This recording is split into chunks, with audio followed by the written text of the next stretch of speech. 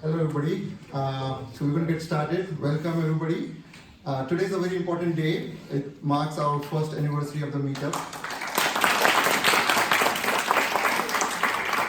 Congratulations to everybody and thank you all for being part of it.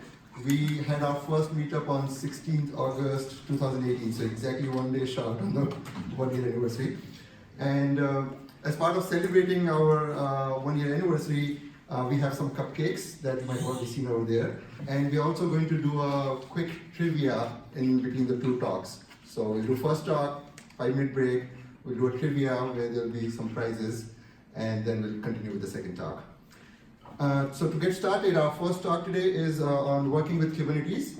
And we have Owen Strain here, who is a software engineer on the Oracle Functions project. Oracle Functions is a serverless service which just went GA a few days ago. He has been with Oracle for 3 years and is the technical lead on the team responsible for function scaling and virtual machine orchestration. He also previously has worked as a full stack developer at Humble Bundle and a kernel engineer at Apple. So please welcome Owen.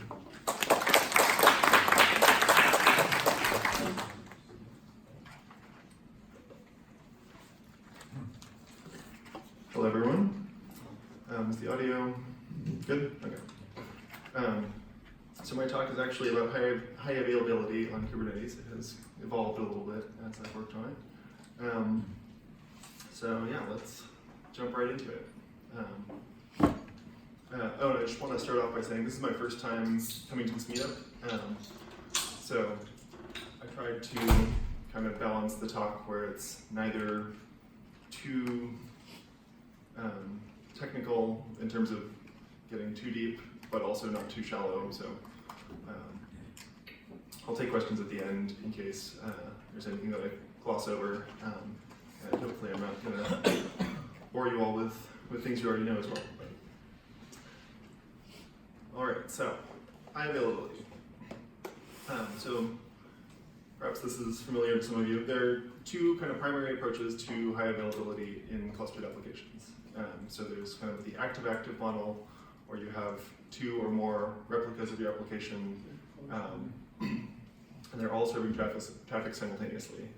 And you also have the active-passive model, also known as leader-follower, where you have one instance of your application that's serving traffic, and the others are kind of acting as followers or standbys, and are ready to take over and maintain their availability if something happens to the active instance. So active-active is often the right approach, particularly for stateless apps or perhaps for an app that stores state to a centralized database of some sort. So one example there is the microservice that serves the API of Oracle Functions. So in that case, we have a database that all the replicas are talking to transactionally, so it's safe for all of them to kind of simultaneously serve traffic. And we rely on just the transactional nature of the database to provide synchronization between them. Active-active is also the default behavior of you just create a Kubernetes deployment, put a Kubernetes service in front of it.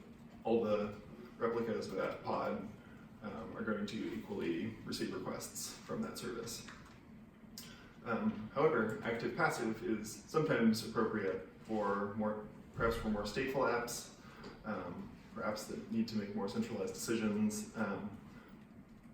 or that need to coordinate more state. So an example there is the microservice that I'm kind of responsible for, which is in charge of orchestrating all of our virtual machines that we run functions on and making sure that we're kind of responding to capacity needs very quickly as they're changing over time. So we kind of need to have all of the information about current capacity requiremements that's coming in from much different sources in one place at the same time so that we can kind of respond very quickly to that. It would be a lot harder to do that with an active-active model. So as I mentioned before, active-passive is also known as leader-follower and is implemented frequently via leader election. So I'm going to talk more about leader election in Kubernetes. So leader election, this is just kind of a general primer on leader election. So a set of candidates race to acquire a leadership lease and then one candidate wins, becomes the leader, and then has to kind of renew that lease over time to kind of signal to all the other replicas that it's still alive, healthy, ready to serve traffic.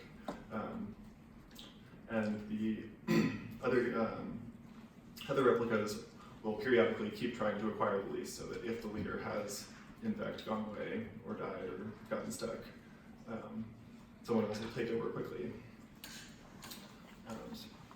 So in a typical application, leader election requires either deploying some additional piece of software like etcd or zookeeper or console, or kind of implementing a leader election consensus algorithm yourself in your apps like Paxos or Raft. But fortunately, Kubernetes actually provides the tools to do leader election really easily without having to either deploy one of these pieces of software or implement it yourself. So the primitives that Kubernetes provides we can use to implement leader election. So we have endpoints, which is something that Kubernetes already uses to kind of represent a set of pods that make up a service. Then we have resource versions, which is a Kubernetes concept that allow you to kind of perform compare and swap operations on particular Kubernetes API resources. We also have annotations, which let you store arbitrary key value data on API objects. So what we can essentially do is create an endpoint object that represents our leader election, and then the different pods that are contending for leadership can kind of transactionally do a compare and swap operation to try to set some annotations on that object saying that they're the leader, saying also the time that they acquire leadership so that you can kind of maintain a TTL for the lease, etc. And better yet, Kubernetes actually has already built all of this for you. It provides a leader elector container that you can just pull down from their registry and run as a sidecar to your application. And that sidecar actually participates in the leader election and then also exposes a web server that just kind of returns the leader pod name whenever anyone queries it. So Kubernetes also, so this is a brief detour here, Kubernetes also supports two types of probes. Again, this may be familiar to many of you if you've worked with Kubernetes. So we have liveness probes, which is just your application's way of indicating that it's healthy. And if your application starts to fail its liveness probe, then Kubelet will automatically take care of restarting the app to hopefully restore it to health. But there's a second type of probe called a readiness probe, which indicates that your app is ready to receive traffic. So when a readiness probe is failing, your app won't get killed, it just won't get any traffic. So we can actually write a readiness probe that uses the sidecar web server. So basically, remember that web server on the sidecar leader elector container returns which pod is the leader whenever you make a request to it. So we can write a really straightforward probe that just hits that web server to check whether the current pod is the leader, and then basically to mark only the leader as ready so that all the traffic will flow to the leader automatically. So I'm going to now demonstrate kind of what I've just discussed. So I have here a really simple application. So all that it does is starts up an HTTP server, and then is this visible to everyone? It seems a little hard to see. You need to turn down the lights. Okay. Right, so You want me to reduce the lights? Or increase the font? Yes. yeah, let's turn down the lights a little bit. It seems a little hard to see from where I'm standing at least. Okay, that seems better. So yeah, we've got this kind of toy application here. It's just going to start an HTTP server, and then whenever it puts a request, it's just going to say request served by, and then the name of the pod that serves the request. So again, simple as can be, but it's just a demo. So next we have this Kubernetes YAML file. So we've got a deployment in here. So we've got 3 replicas of our application. It's going to start the demo app that I just showed you. It's going to pass in the a little too dark. Well, I guess it's all right. So it's going to pass in the name of the current pod as an environment variable, which Kubernetes makes easy, as you can see. It's going to expose a port to serve traffic, and then we also have to find a liveness probe.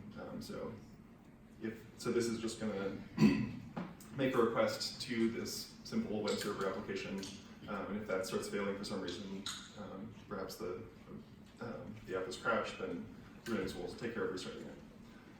Then we also have a service, which is so it's a node port service. This is all running locally on my machine using Docker's built-in Kubernetes support.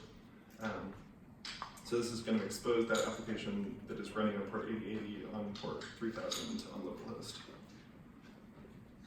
So let's go ahead and deploy that.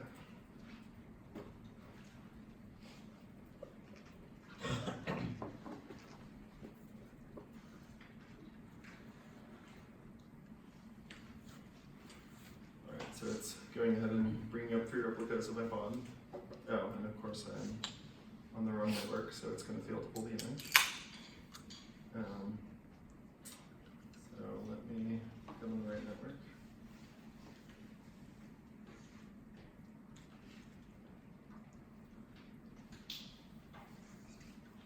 There's always something in a demo.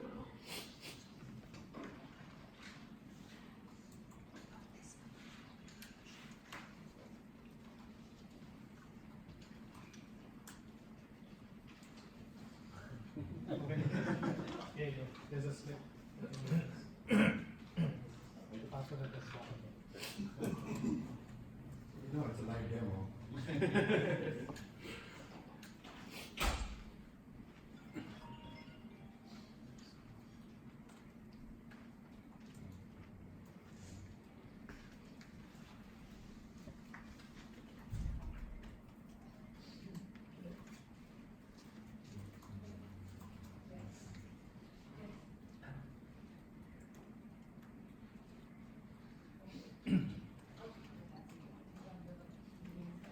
All right, let's try that again. It's already looking good. Okay. Great, so we have our 3 replicas of our service up and running. If I switch to another terminal, and I can curl the application to show it working. And you can see that as I make requests to it, all 3 replicas are handling those requests as we'd expect, since we currently have the application deployed in just a simple, straightforward active-active configuration, which is, again, the default for a Kubernetes service.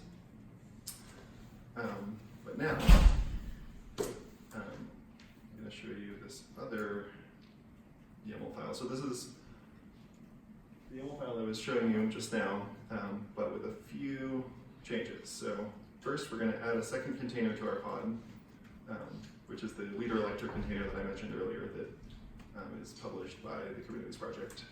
We're going to specify the name of our election, a port for its web server, and then below that in the same pod we have same demo app as before, same liveness probe, but we've now added a readiness probe. This readiness probe is going to curl the sidecar web server, whereas the liveness probe is curling the application itself, the web server application that we're deploying. So it's going to curl the sidecar application and grep for the host name, which is also the pod name in Kubernetes. So if that grep passes, then that means that we are the leader pod, and we should declare ourselves ready. And if not, then we must be a follower. So we will return a non-zero status here, and Kubernetes will not send any traffic to this pod. And the service is unchanged as before. So I'm going to go ahead and delete my deployment and recreate it just because it seems to go a little smoother for demo purposes.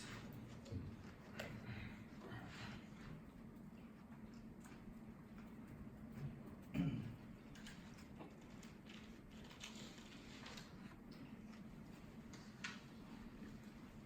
so we can see all three of our replicas come up. One thing that's different now compared to before is that before this said 1 out of 1, now it says 1 out of 2, indicating that there are 2 containers in our pod. And we can see that one of our 3 replicas just became ready 2 out of 2. So that one is the only one whose readiness pro is passing like we wanted, which means it must be the leader. So if I now switch back to my other terminal here and make some requests, we should see that it is always going to be handled by the leader pod. Again, the only active pod, whereas the other 2 are going to be followers. So now let's try killing the leader pod, which should cause one of the followers to take over.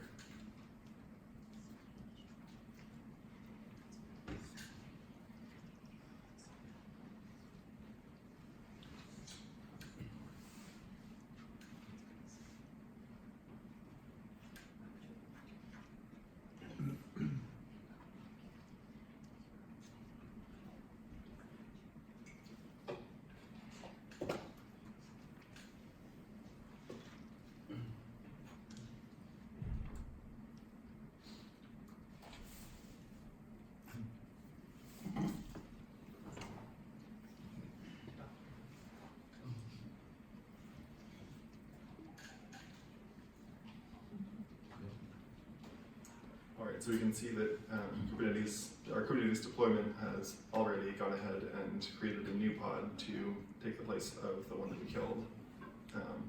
See, its age is much less than the other 2. And we can see that one of the other pods has become ready and assumed leadership. So if we now go back to this terminal and make some requests, we can see that here too. It's going to only be handled by the leader pod. And that's my demo. I did have one last little trick that I wanted to show you that I've found useful in the past, which is this one-liner to easily query the endpoint object that stores the leadership information and fish that out using the JQ tool. So this can be a really easy way to, let's say you want to get logs from the leader pod. You could use this command to quickly spit out the leader pod name.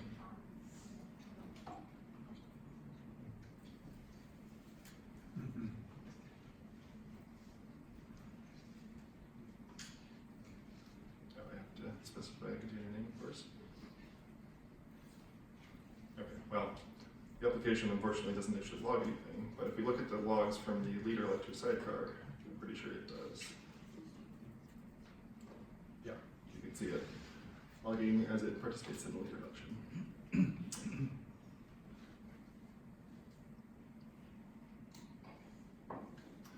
And that's all I have, so happy to take any questions.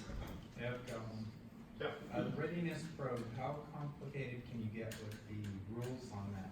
For example, if you needed to, in a very complicated environment, you may be waiting on another microservice or database being ready, or if something went down, you might need to start things up in a particular order. Do you know if you can put the pauses and delays to wait for the access into that particular container until those elements are available, or is that too complicated for it, what this is meant for? I don't see why you couldn't. You could perhaps implement all of that logic in the readiness probe itself, or you could implement it in your application and expose some readiness endpoint that the readiness probe can query. I think you could get relatively complex with it. What are the failover times like?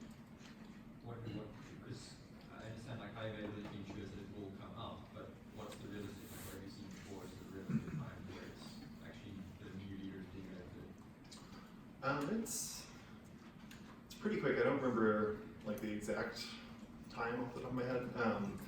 It's as far as like when the new leader starts serving traffic, that's also going to be affected by the configuration of your readiness probe.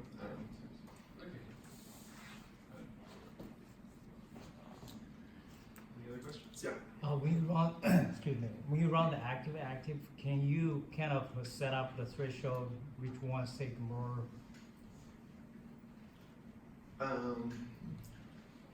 I don't think you can with just like the default behavior of a Kubernetes service, but I wouldn't be surprised if there's some, kind of more advanced way that you could accomplish that in Kubernetes, but I'm not familiar with it.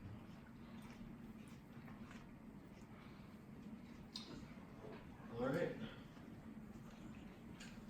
So, looks like we finished 10 minutes early, or no, sorry. My talk only took 20 minutes and it was scheduled for an hour, so I guess that's actually 40 minutes early. It's already done. We were going to take a break anyway, so I guess let's break and then at some point we will reconvene for the next talk. Thank you. Thanks, Owen. So we'll take a 5 to 10 minute break and then we'll get back and do trivia as I was telling about earlier.